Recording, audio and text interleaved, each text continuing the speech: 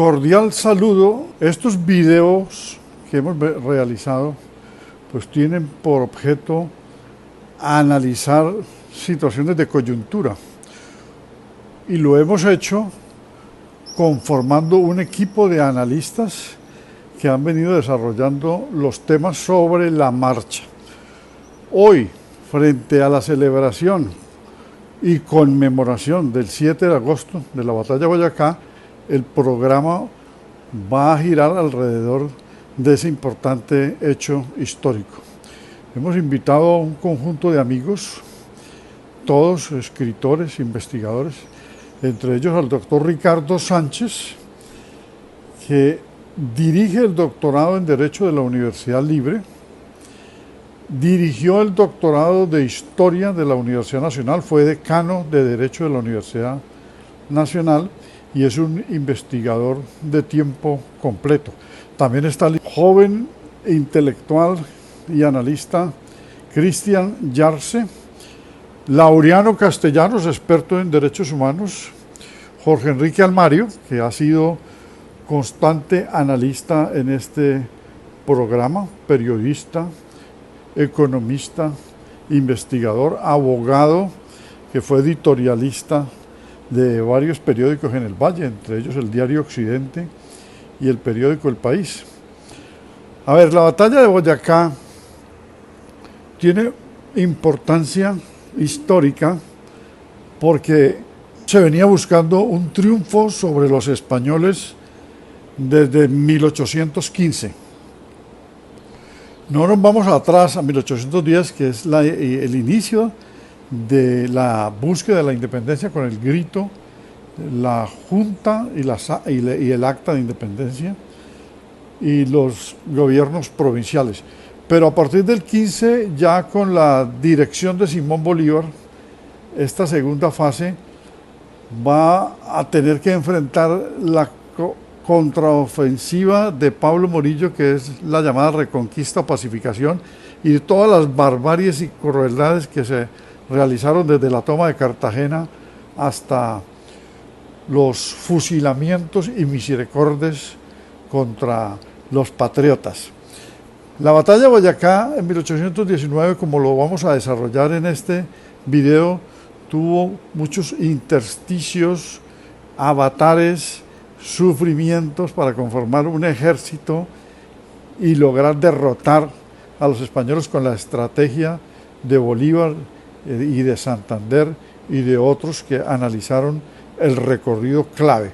Pero lo que quiero resaltar para iniciar el video y los análisis es lo siguiente. Bolívar con esto no dio por terminado la guerra de independencia, como otros sí la dieron por terminado.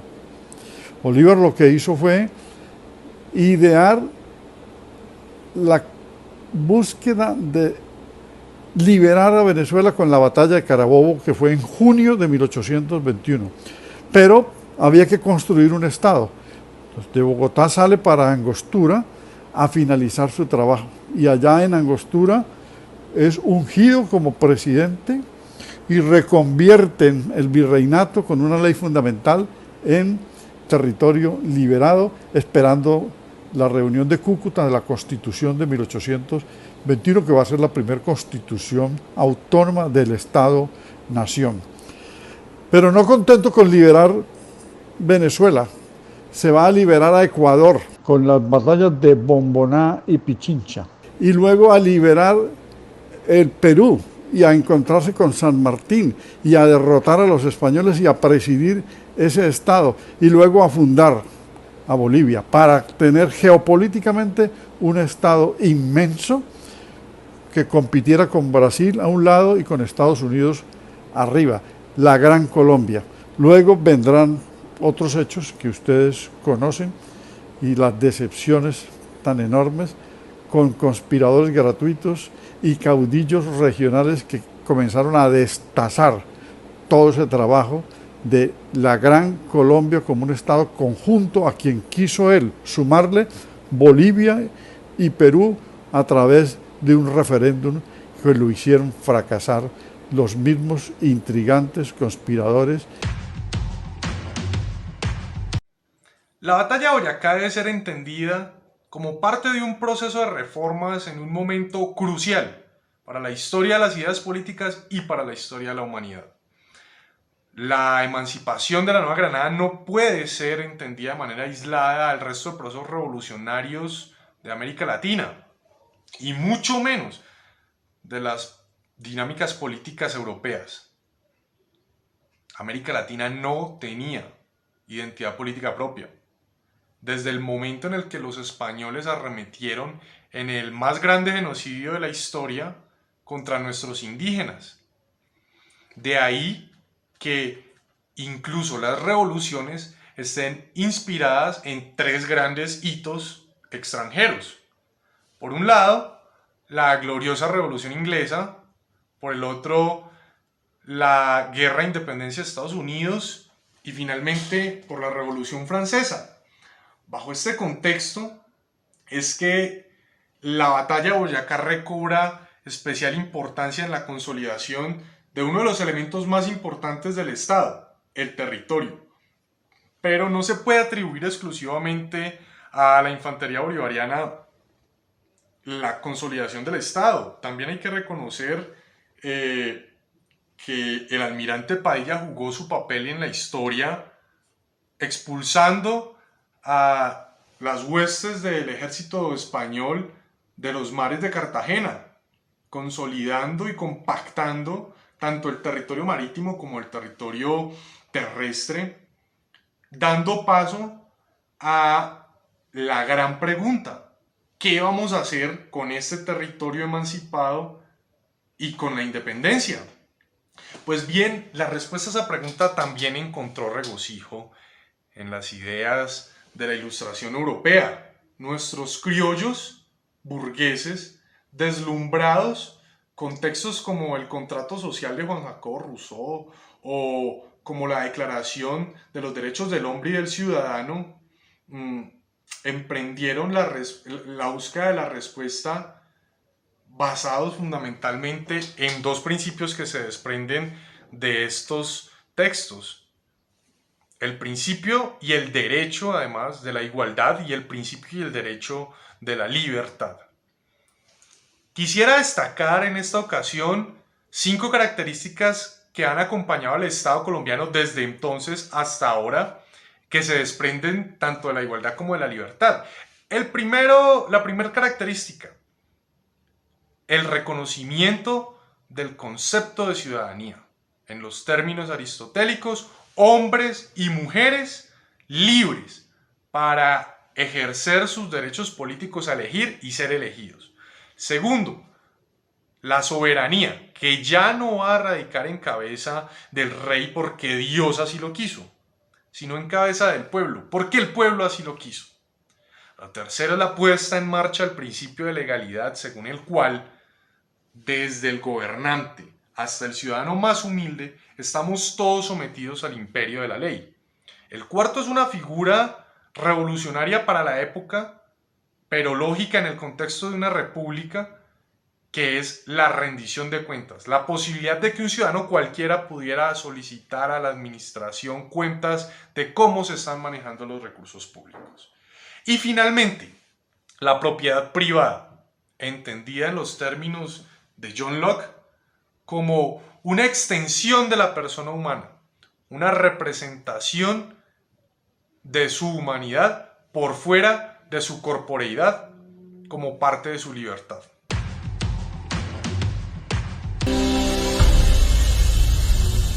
La celebración del triunfo de las fuerzas patriotas en la batalla de Boyacá remite a ubicar los contextos internacionales en que este hecho pudo lograrse. 2, quiero subrayar: la revolución haitiana de principios del siglo XIX, que consolidó la abolición de la esclavitud, del modo de producción esclavista, la dignificación de los esclavizados, e irradió en nuestro continente porque se liga también a una idea republicana muy afianzada. A su vez, España es invadida por las fuerzas napoleónicas y produce el colapso de la monarquía borbónica parasitaria, pero a su vez suscita la reacción del pueblo español, que se insurrecciona, se levanta y hace una guerra de liberación nacional, una revolución de independencia de la que poco se habla, por lo menos en las dimensiones que ella tiene de épica extraordinaria. Acontecimiento que derrota el bonapartismo, he dicho, subrayo, y que se va a formalizar en la famosa Constitución de Cádiz de monarquía constitucional. Entre nosotros, los antecedentes de la batalla de Boyacá están constituidos por triunfos militares, por movilizaciones épicas, como la campaña del Llano, como la súbita llegada a territorio granadino por sorpresa, atravesando los Andes, en una memorable jornada del Ejército Libertador, el triunfo de la batalla del Pantano de Vargas, que es el prólogo, el ensayo general que va a permitir al ejército patriota propinarle la derrota de Boyacá.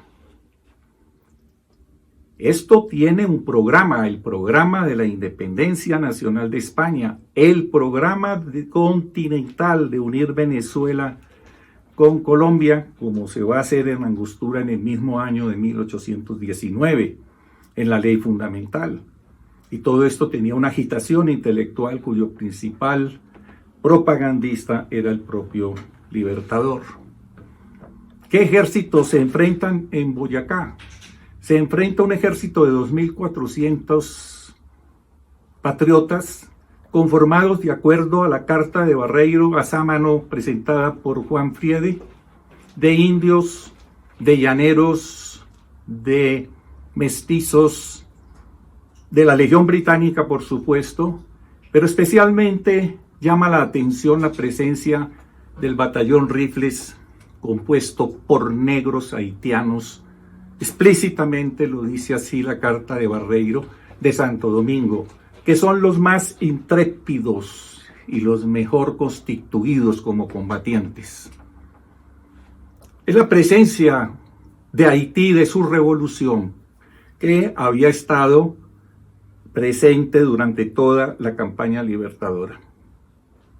Y por parte del ejército español, ¿qué había?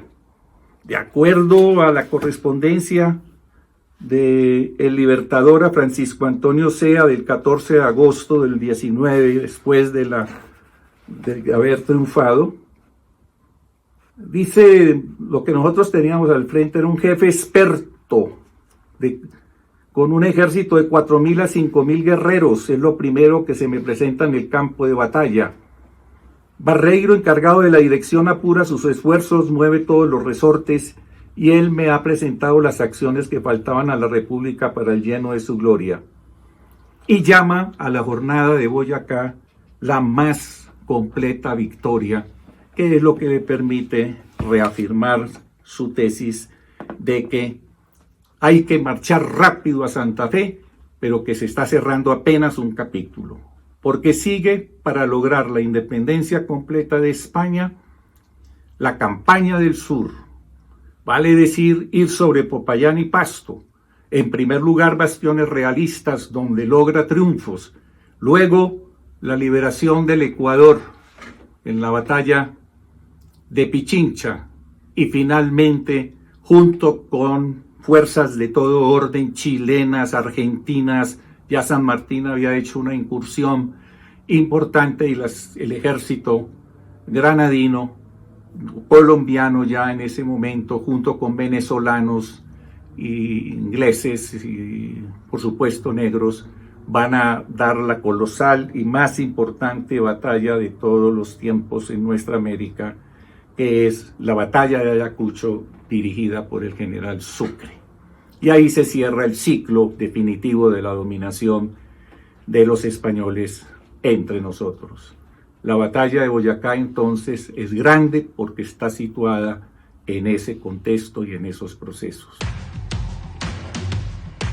La victoria del ejército patriota el 7 de agosto de 1819 no solo significó el fin de la dominación española sobre las tierras de la Nueva Granada, sino el cumplimiento de un sueño, el inicio, la primera piedra de la construcción de un nuevo Estado.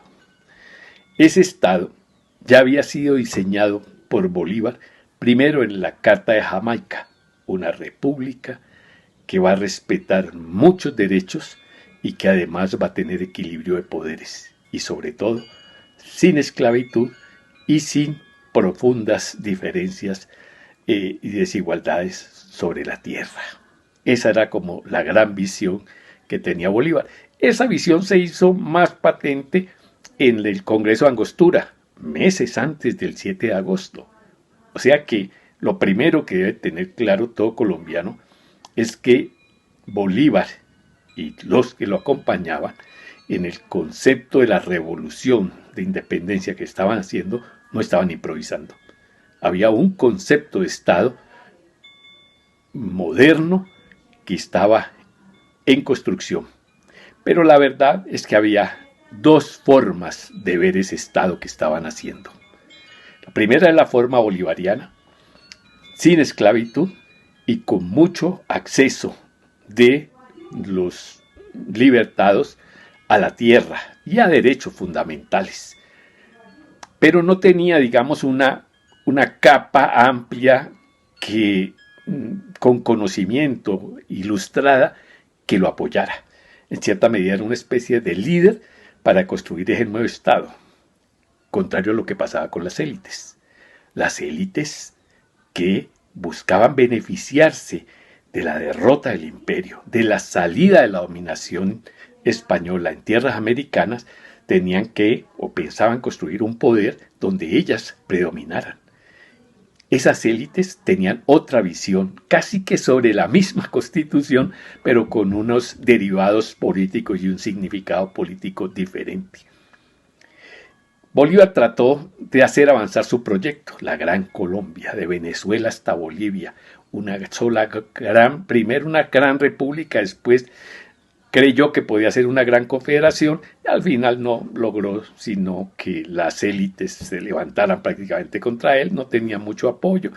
Es posible que haya caído en posiciones un poco dictatoriales, él fue dictador, es decir, la Constitución lo preveía y asumió funciones, mientras las élites sí estaban, por ser ilustradas, se organizaban en clubes, en comités, en fin. Lo cierto es que este es un punto, yo no soy historiador, soy constitucionalista, pero me atrevo a plantear lo siguiente y creo que en esto estamos de acuerdo el doctor Alberto Ramos y yo, él es historiador y constitucionalista, en que aquí nació un Estado de élite al ser derrotado el bolivariano, el concepto bolivariano de Estado. Las élites prolongaron la esclavitud, las élites concentraron poder en torno a la tierra y las élites se quedaron con la administración del Estado y además se beneficiaron de la contratación del Estado desde muy temprano. Me parece que eso es algo que debe tenerse en cuenta cuando uno dice que los patriotas ganamos el 7 de agosto de 1819 y derrotamos al imperio, pero también nació una élite que continúa en el poder. Hace 201 años se dio el grito de independencia. Hace 201 años nos independizamos del yugo español, en esa gran batalla que se dio el 7 de agosto de 1819. Pero tenemos que hacer un poco de historia para entender cómo fue todo este proceso independentista que se inició el 20 de julio de 1810. Ahí inició toda esta serie de batallas y de luchas buscando la independencia de los españoles. En ese sentido, tenemos que clarificar nosotros que bajo el mando de Simón Bolívar y de Francisco de Paula Santander empezaron a organizar a los soldados patriotas, a nuestro ejército patriota que desde ese entonces hasta hoy han defendido la soberanía de nuestro país y han defendido todo lo que corresponde a nuestro territorio de Colombia. Pero fueron 9 años, desde 1810 hasta 1819, de arduas batallas, de encuentros sangrientos para poder encontrar la liberación de nuestra nación. Y en 1814, el rey Fernando VII recuperó el poderío en España e envió nuevamente tropas para recuperar en esos territorios la gobernabilidad, y lo logró durante 3 años. Pero igualmente, ese 7 de agosto de 1819, que fue definitivo, tenemos que también recordar qué sucedió. Se conformaron una serie de soldados patriotas de las clases menos favorecidas, conformados estos ejércitos por indígenas, por campesinos, por zambos, por mulatos, por afros, entre otras personas, y bajo ese patriotismo que les impulsaba a seguir adelante, lograron derrocar a los españoles, derrotarlos.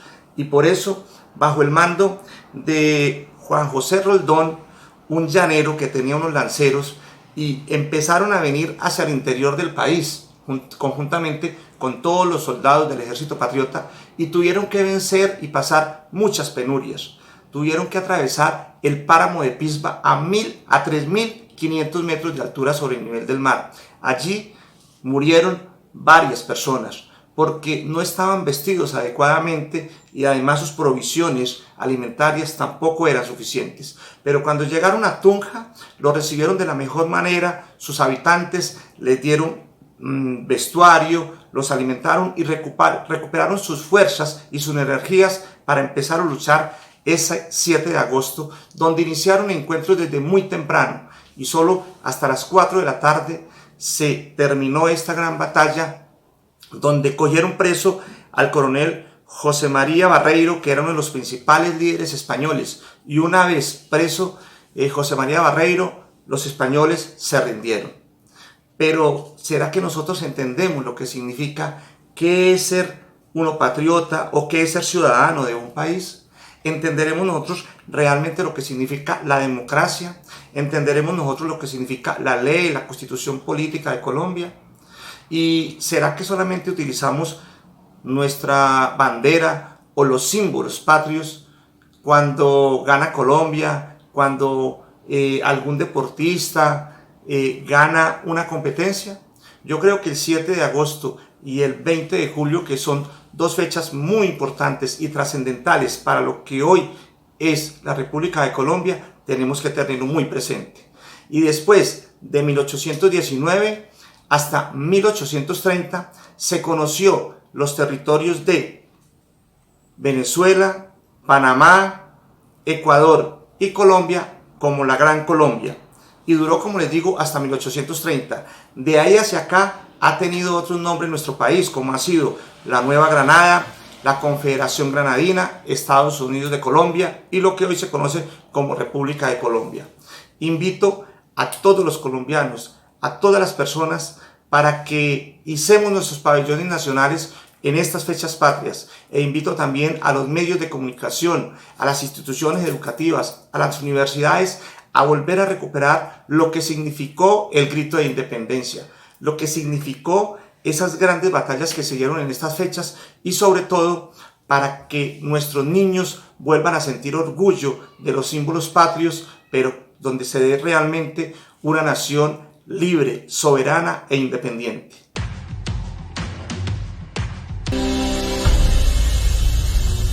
La batalla de Boyacá y sus antecedentes.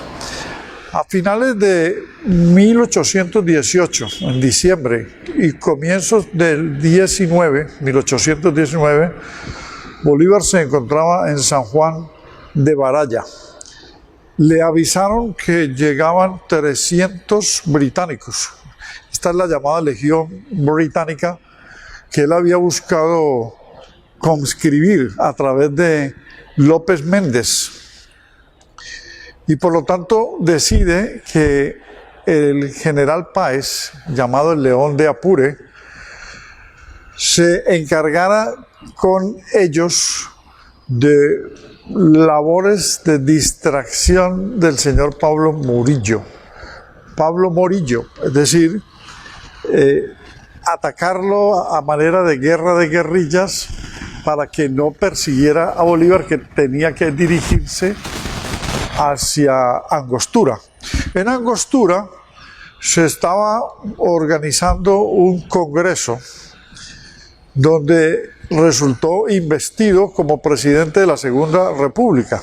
Esto es un poco difícil de entender para muchos, porque si el territorio no estaba liberado, si los españoles tenían ejército, si el virrey estaba instalado, el señor Sámano, en Bogotá, como Venezuela, que hacía parte del virreinato, iban a tener allí una república. Pues bueno, en 1811 inauguraron una república cuando vencieron a Monteverde. En 1813 retomaron el poder y lo volvieron a perder Bolívar y los patriotas, y alcanzaron a expedir una constitución. Pero aquí en 1819, 35 delegados fueron elegidos para pensar cómo sería la república a partir de unos avances en los combates contra Morillo, que continuaba en su plan de exterminio llamado de pacificación. Él había llegado en 1815 y estamos en el 19, imagínense todos los años en que él se movió entre Bogotá y Caracas y los municipios aledaños. Pero ese Congreso de Angostura lo fungió o lo ungió o lo revistió de poderes de presidente, y él pronunció su famoso discurso que contiene los lineamientos para la expedición de una constitución. En el fondo lo que hubo allí fue un proceso constituyente con los 35 delegados. Entre los aspectos que Bolívar planteó en el discurso se encuentran un relato contra toda la situación en la colonia, es decir, las infamias, el sometimiento, el despojo, la sujeción a los españoles con sus instituciones durante la colonia, la falta de participación, el desconocimiento de los valores, inclusive de los mismos criollos, mucho más de los mestizos y de clases subalternas. También sustentó en ese discurso que era más conveniente el sistema federal que el sistema centralista. Es decir, que la Nueva Granada, al convertirse en república, de vencer a los españoles, no podría tener un sistema como los Estados Unidos, de federalismo, sino de centralismo, que era más favorable para mantener la unidad. Lo mismo que describió cómo deberían ser las leyes. Eso es una pieza muy importante de la literatura jurídico-política. Las leyes de acuerdo a la geografía, de acuerdo a las costumbres, de acuerdo a las razas, de acuerdo a las condiciones específicas de la zona, no pueden ser trasplantadas las leyes como hicieron con nosotros en la dominación española para la colonia, sino que las leyes deben producirse de acuerdo a la idiosincrasia de cada territorio. Habló del cruce racial y dijo que América era otra cosa muy distinta, porque es un cruce de africanos y de indígenas con españoles que nada tenía que ver con la cultura, el comportamiento y lo racial en Europa o en Estados Unidos con la descendencia de los ingleses. Y habló de la moral, del poder moral, que sería como un cuarto poder, mas no lo desarrolló, lo va a desarrollar luego en Bolivia con la Constitución de 1826. En ese discurso de Angostura, que traza las líneas para la expedición de una constitución posteriormente, la reunión de los constituyentes, de los 35 constituyentes, duró 6 meses. En esa asamblea, digamos, constituyente, también habló de la educación, de la importancia de la educación.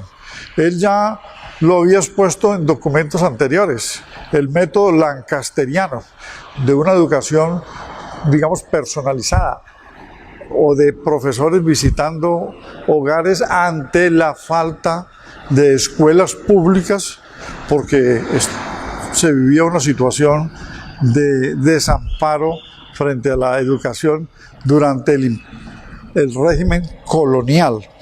También en el discurso volvió a insistir en la necesidad de otorgarle la libertad a los esclavos.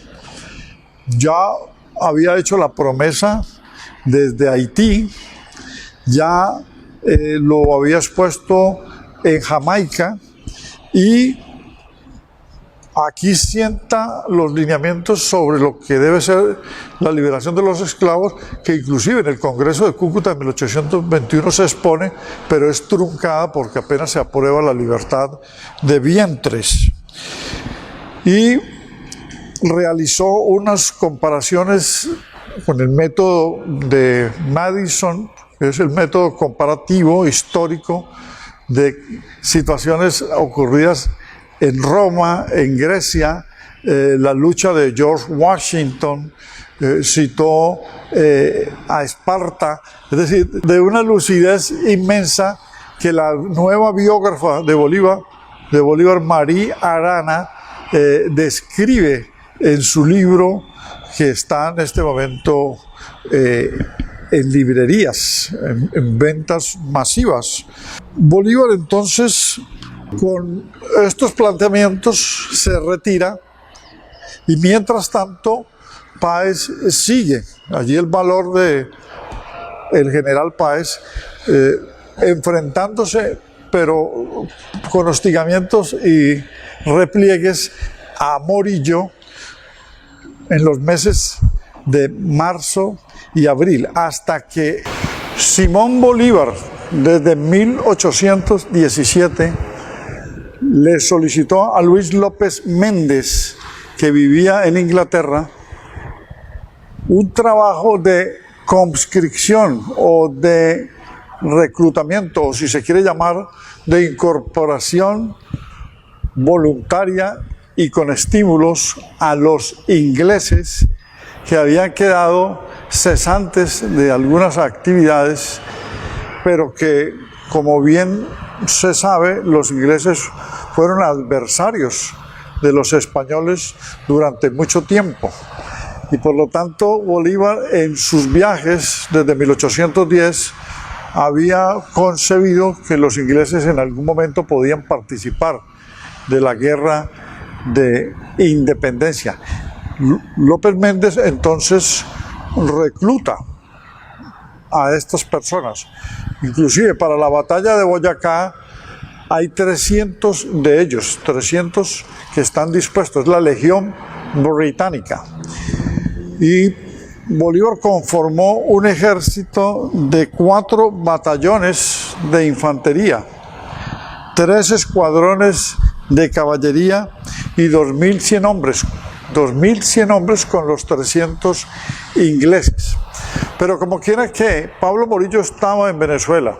Se había producido el Congreso de Angostura a principios del año 1819 y habían investido a Bolívar como presidente de la Segunda República, que no estaba liberada, pero el proceso independentista se había iniciado con la primera, digamos, declaración constitucional de 1811, con el triunfo de 1813, que también dio para una constitución donde habían vencido a Domingo Monteverde.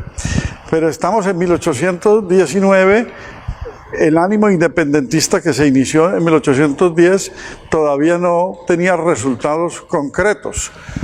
Y Morillo había sido neutralizado en Venezuela por los llaneros al mando del general Páez, pero la mayor parte de las tropas estaba en Venezuela. Allí es donde Bolívar concibe la magnífica idea como estratega militar de venirse al centro de la Nueva Granada y cruzar los Andes, pero en un total secreto. Eso mismo le pide a Santander, que está reclutando tropas. El día 21 de mayo llegó Bolívar a el pueblo de 60 y convocó inmediatamente el Consejo de Oficiales a una humilde choza, nos dice Indalecio Líbano Aguirre en su biografía, donde blancos y brillantes cráneos de res sirvieron de asiento a aquel grupo de hombres que se preparaban a decidir los destinos de América. Soulet, Anzoátegui, Briceño, Méndez, Plaza, Rook y Rangel escucharon en silencio la exposición del Libertador destinada a destacar las circunstancias que hacían imposible el decidir la guerra en los campos de Venezuela y la urgencia que existía, por tanto, de cambiar el centro de operaciones e invadir a la Nueva Granada para procurar la intervención de nuevos factores en la contienda. Entonces Bolívar comienza a pensar desde Apure, Venezuela, en llegar a Casanare, donde Santander ha reclutado lanceros, llaneros y pardos que van a contribuir a la guerra de independencia. Pero sobre todo, esta es la llamada campaña libertadora, que se inicia en mayo de 1819 y termina el 7 de agosto de 1819 con la batalla de Boyacá. Son 77 días de mucho ajetreo por el cruce de los Andes, por las dificultades que tuvieron en el páramo, por lo accidentado del terreno, por lo escabroso de los caminos, por las lluvias torrenciales continuas, como también lo exponen los boletines de Soulet en la época y las exposiciones magníficas, el análisis de John Lynch en otro libro biográfico sobre el Libertador, que es citado por William Ospina también. Bolívar pensó que sería entonces provocador empezar desde el Casanare para entrar a la Nueva Granada, al corazón de la Nueva Granada, para llegar a Bogotá, para impedir inclusive que a Santa Fe de Bogotá llegara el señor Barreiro con el señor Jiménez y concentraran los refuerzos militares y se fortificaran al lado del virrey Sámano. En abril se da uno de los enfrentamientos más importantes de la historia, que es el de Queseras del Medio. Es decir, un enfrentamiento donde el ejército español pierde 400 hombres y Páez, en inferioridad numérica y de condiciones, logra vencerlo, lo cual hace ya, digamos, reaccionar a Morillo de que está perdiendo ese poderío que había exhibido desde 1815. Esa batalla de Queseras del Medio es de las más importantes. Ya el 23 de mayo, definitivamente Bolívar desde Apure decide iniciar la campaña libertadora. Es decir, la fase de la campaña libertadora que va a durar hasta el 7 de agosto, como lo explicamos en otro video. Campaña libertadora hacia el centro de la Nueva Granada, con la táctica de que, como Morillo tenía 7.000 hombres en Venezuela, la única forma de Bolívar sorprender el corazón del poder que estaba en Santa Fe de Bogotá, con el señor Sámano, el virrey, era atacarlo, pero vencer primero a Barreiro, que despachaba desde Sogamoso y allí tenía las tropas acantonadas. Viene esta travesía por los Andes, van al páramo de Pisma, que tiene cantidad de avatares y de vicisitudes y de adversidades. Por el frío a 4.000 metros de altura, muchos van a fallecer por la hipotermia, pero al llegar Bolívar a la región de Tame y estar en Pore y en Tame y encontrarse con el ejército que había reclutado Santander, Francisco de Paula Santander. La unión de esas fuerzas los conduce hacia Socha, luego van a Tunja y asaltan el comando de Barreiro, lo mismo que se da una batalla reconocida que es la de Gámeza. Esa batalla es anterior a el Pantano de Vargas. El Pantano de Vargas, quizás como las Queseras del Medio, es otra de las batallas más importantes del ejército, el 25 de julio, del Ejército Libertador, porque allí superan, con la ayuda de Rondón, de los lanceros y de los regimientos, la infantería, la caballería y los británicos, superan a los españoles y ganan la batalla. Entonces, ¿qué sucedió? El 7 de agosto, en el puente de Boyacá, Bolívar atacó u ordenó el ataque desde ambos flancos. Francisco de Paula Santander luchaba por el control del puente. Anzoátegui atacó el centro de la posición de los realistas. Soublet contribuyó con el grupo de caballería y se obtuvo el triunfo. 1.600 prisioneros españoles. Las bajas de los patriotas no fueron más de 13. Muchos heridos en el campo de batalla, una refriega que duró más o menos 2 horas y media. Fue un sábado, el 7 de agosto. El 7 de agosto entonces se convirtió en la fecha símbolo, en la fecha más icónica del proceso de independencia, porque si bien es cierto que allí se logra vencer al grueso de las tropas que estaban un poco desmoralizadas, las tropas españolas, porque ya con todo el tiempo que llevaban al mando de Morillo y del maltrato de los mismos comandantes españoles, el pago tardío, las raciones a medias y muchos colaboracionistas criollos o nativos que se volvieron realistas comenzaron a desertar.